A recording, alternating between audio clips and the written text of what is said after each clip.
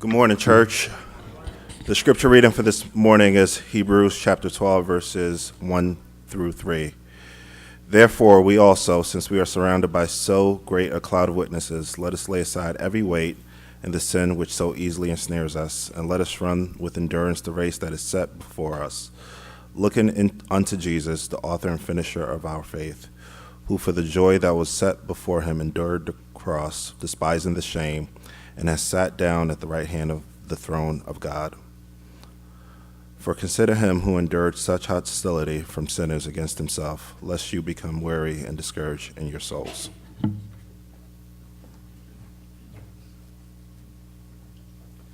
Good morning.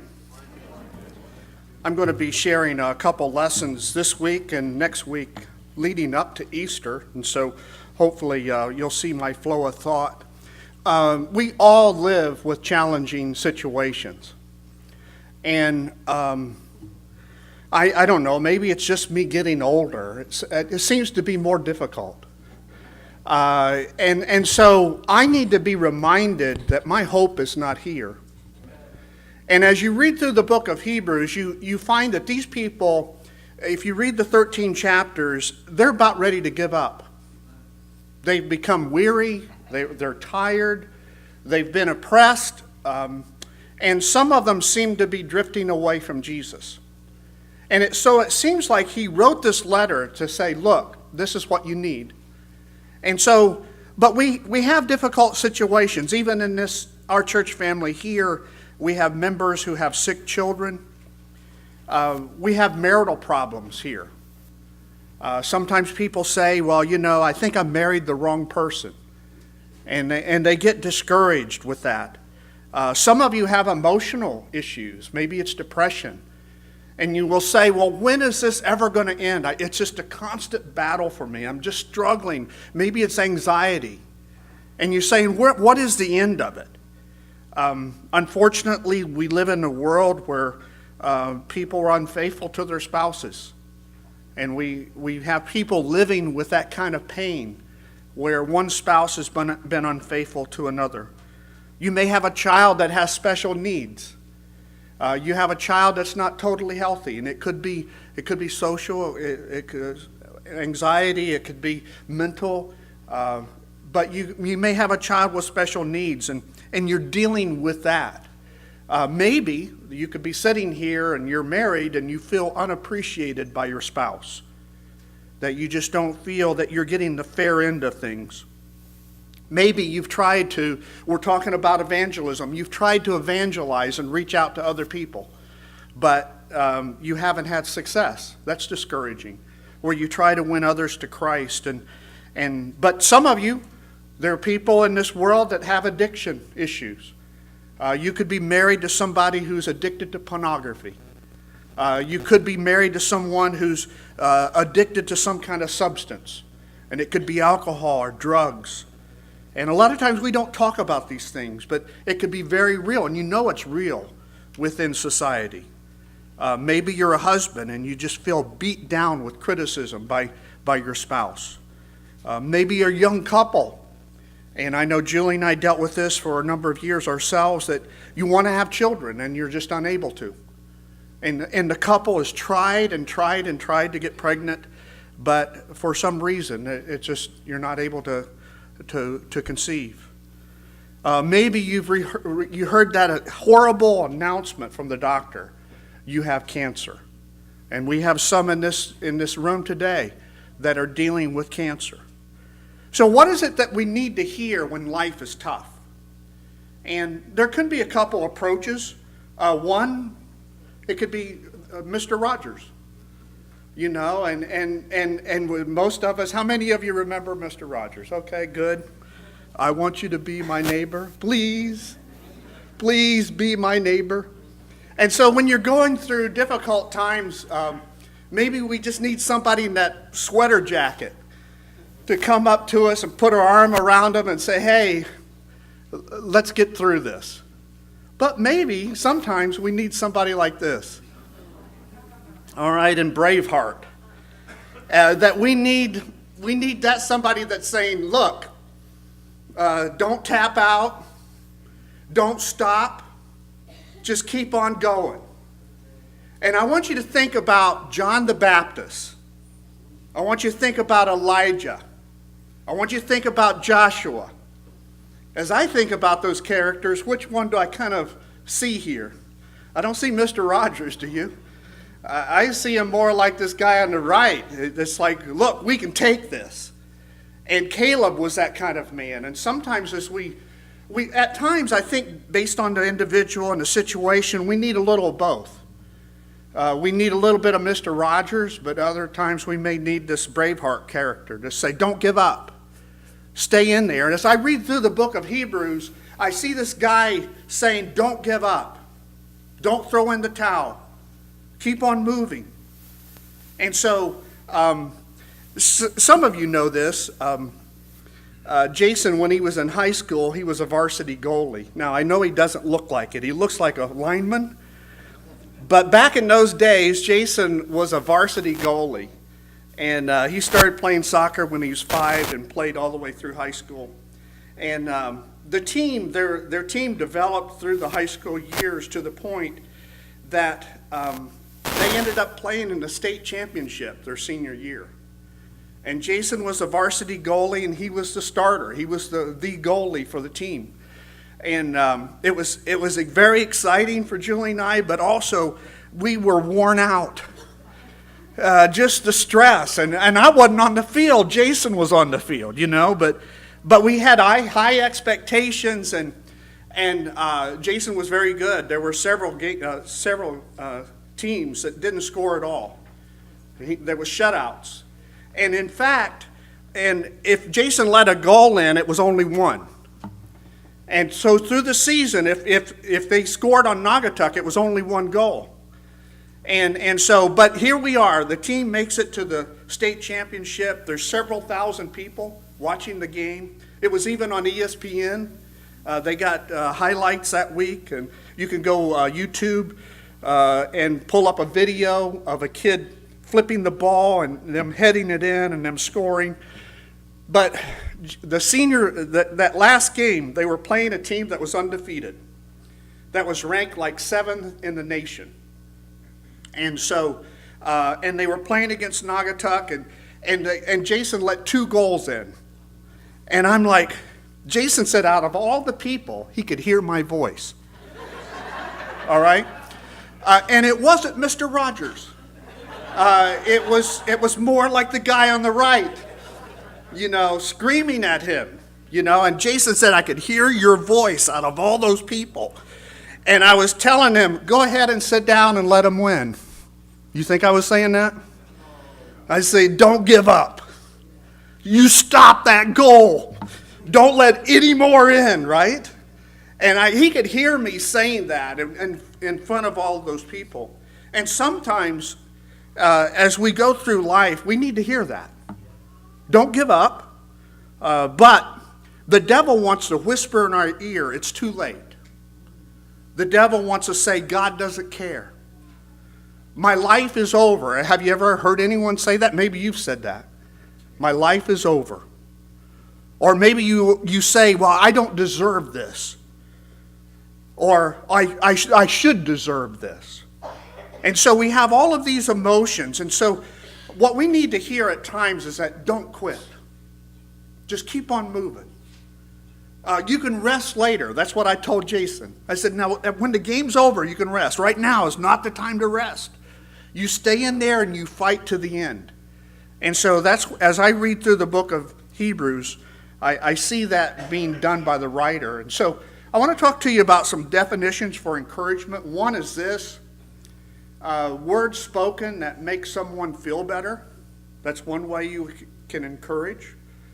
But I think this word is better with the book of Hebrews, to fill with courage or to fill with strength. And that's what we need in the church, is that we all grow weary. There's times when we want to give up. And we need brothers and sisters and other people saying, don't stop. Keep on moving forward. Stay in the race. Someday we'll rest, but not now. And so I see that being done. And so the book of Hebrews chapter 12, the writer basically, looks at chapter 11 at all these examples, and I think he tells them in chapter 12, listen to the witnesses who surround us. In chapter 12, verse 1, the writer says, therefore, so that's based upon what he just said in chapter 11. Therefore, since we are surrounded by such a great cloud of witnesses, let us throw off everything that hinders and the sin that so easily entangles, and let us run with perseverance the race marked out for us. In chapter 11, you have all of these names of, I call it heroes of faith. And he goes through one after another. And if you haven't read that, I want to encourage you to read that whole chapter, because it's there to inspire you. It's there to say you, look, there's been people running the race before me, and I need to look at their example. And so that's why he kind of sums it up in chapter 12, verse 1. Therefore, since we are surrounded by such a great cloud of witnesses. The word cloud here, there's two different words in the Greek for cloud. One would be a particular shaped cloud. That's one Greek word. But the word that the writer uses here is like fog. It's like something that encompasses you, that's all around you. That's the word that he uses here. And he's talking about these people in chapter 11. He says there's just a lot of people looking. And in fact, one translation translates it this way: since we have such a huge crowd of men of faith watching us from the grandstands, let us strip off anything that slows us down or holds us back. And so it gives you the impression, these translators think that this cloud of witnesses, these people all around us, are like watching us from heaven. You see the translation? It's almost like you're like when Jason was in that state championship game, all the eyes were up on the team as they're playing and competing. And there's people that cheering you on. That's one way of looking at this word. It's like we've got these heavenly eyes looking down on us. I have a little problem with that. A couple weeks ago, there was a shooting in a high school in Florida. If we have these eyes looking down on us, they're seeing that too. The Bible says heaven is, there's no crying, there's no sorrow, there's no pain. How can you see that and not be sorrowful? It'd be like sitting watching Fox News and CNN all the time. There's no way you could do that in and hour after hour and be happy, right? And so maybe that's not the way of looking at this. I think there's another way of looking at this word that he's using here, this idea of a witness. And look in chapter 11 and verse 4, this verse, we see the word witness is used differently here. Witness could be used as not just somebody who sees something, but a witness is somebody who says something. Look at Hebrews 11 and verse 4. By faith Abel brought God a better offering than Cain did. By faith he was commended as righteous when God spoke well of his offerings. And by faith Abel still what? Speaks. Now Abel's been dead for centuries, but the writer says Abel still speaks. And so what does he tell us? In fact, the writer goes on 5 different times in this chapter to talk about these people, witnesses, speaking to us. And so we are to read it with this in mind, that I can read about Abraham and Noah and they're going to speak to me. So look at chapter 11, verse 7. Here's another person that speaks. By faith, Noah, when warned about things not yet seen, in holy fear, built an ark to save his family.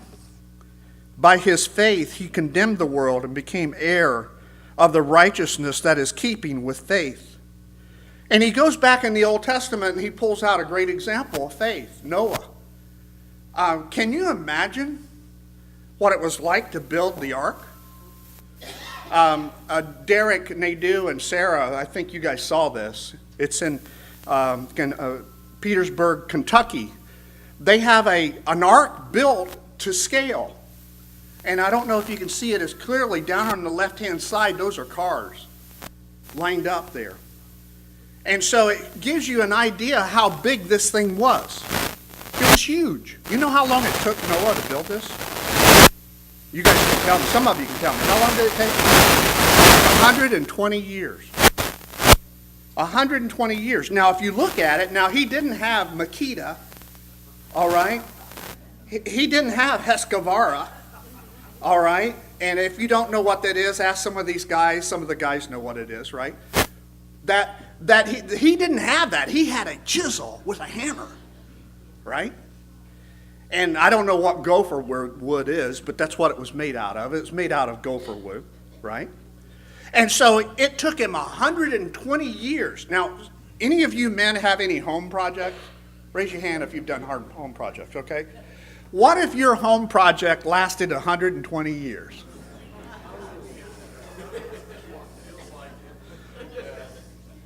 There would be a big fight at home, right? 120 years. This guy is building this huge vessel. You know what the Bible says? It never rained up to this point. Noah had never seen rain. Read Genesis 9, 10, and 11 and make sure, right? He had never seen rain. And God says, I'm going to send a flood. And Noah says, what's a flood? And he says, because it's going to rain. And Noah's going to say, what's rain? He's never seen rain. And God says, I want you to build this big boat, as big as a destroyer, and I want you to put a bunch of animals in it, and I want you to put those who will listen to me. In 2 Peter chapter 2, it says that Noah is called a preacher of righteousness. And so as Noah's building this huge boat, he's also preaching to people. How many people were saved because of his preaching? 8 people. Only 8 people. 120 years of preaching and 8 responses? That would be tough. So I want to ask you, are you going through hard times? Do you feel like I'm at the end of the rope? I'm ready to throw in the towel. I'm ready to quit. I want you to listen to Noah, right? That Noah is speaking to you and say, oh, well, I've worked a little bit myself. I've got calluses on my hands. I've got blood on my fingers. I've toiled and I've worked. I've preached and I've worked with people. He says, just hang in there, right? That's what he's telling you and me. I think he's speaking to us and saying, just hang in there.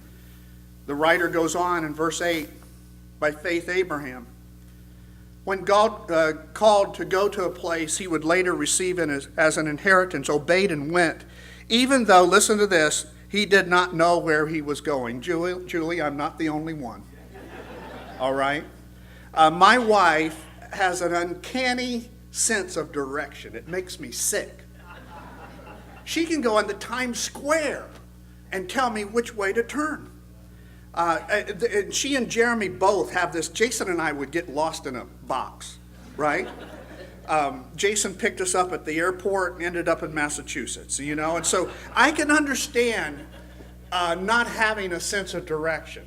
Abraham, God says, I want you to go, and Abraham could say, well, where am I going, God? He says, I'll tell you along the way. That would drive Julie nuts, all right? And so that's exactly what God says. It didn't say, he didn't know where he was going. But God becomes his GPS. I like this, God's positioning system, right? That along the way, God was directing Abraham where he wanted him to go. I don't know if you noticed it or not, but God's calendar is not your calendar. I've got things on my phone, and it reminds me I'm supposed to be doing this or doing that or going there. Sometimes that doesn't work. Things happen. And so just with Abraham, he didn't know exactly where he was supposed to go, but he believed that God would direct him. In Hebrews chapter 11 and verse 11, we have another example. It says, by faith even Sarah, who was past childbearing age, was unable to bear children because she considered him faithful who had made the promise. If you draw that up on a sheet of paper, it wouldn't make any sense. Abraham's an old man. Sarah's an old woman. And God is saying, look, you're going to have a child. You know what Sarah did when she first heard that? She laughed. She laughed at God. But you see, you may be sitting here today and your body is just not working very well. You could be sitting here and it's not doing what it's supposed to be doing. Sarah can speak to you, right? Her body wasn't supposed to be having children, but God says your body will have a child. But she had faith. And so we can use Sarah as an example of somebody who can encourage us and speak to us today. Hebrews 11 and verse 1 says this. It starts this whole chapter off with this. Now faith is the confidence in what we hope for and assurance of what we do not see. Rainier in his class this morning, I wrote it in my notes, faith is taking a step without seeing the staircase. And so that was something that he pointed out about faith. Is that you're not always able to see it. But if we believe in God, then it's possible for it to happen. During the recent Olympics, I was watching this particular event called the Super G. I don't know what the Super G is. It's just going down a hill very fast as far as I'm concerned, all right? And so this is a picture of Lindsey Vonn doing the Super G. I did learn something that was interesting. You know, they cannot go down this trail before this event. That they all go to that event without ever going down it the first time. What does that tell you about the first 2 or 3 people that go down first? They are at a disadvantage. And it's the people that come later after them that they put it up on a monitor and they can actually see them slip. It's their advantage. But the interesting, I don't know why, I've never looked into it, but they could not go down this trail. They went down other trails to train, obviously, but they went down this blind for the very first time. And so the people that go down prior are at a disadvantage over those who go down later. Here's the point. Hebrews chapter 11 gives me a whole chapter of people that went down the hill before me. And before you. Noah, Abraham, Sarah, Ahab. They are all racing down the hill, and they show us how to finish. And we're able to learn from that example. And just like the people that followed Lindsey Vonn and others in this particular race, they were able to see where she slipped on certain turns. And that gave them a little advantage, saying, look, I need to look out at this particular turn because this could happen. And the same is true, I think, as we look through the book of Hebrews, that we need to look at these people and let them speak to us. Here's another one. By faith, Joseph, when his end was near, spoke about the exodus of the Israelites from Egypt and gave instructions concerning the burial of his bones. We know much more about Joseph than that. We know he was sold into slavery. We know he was betrayed by his own family. We know that when he was in prison, he was forgotten.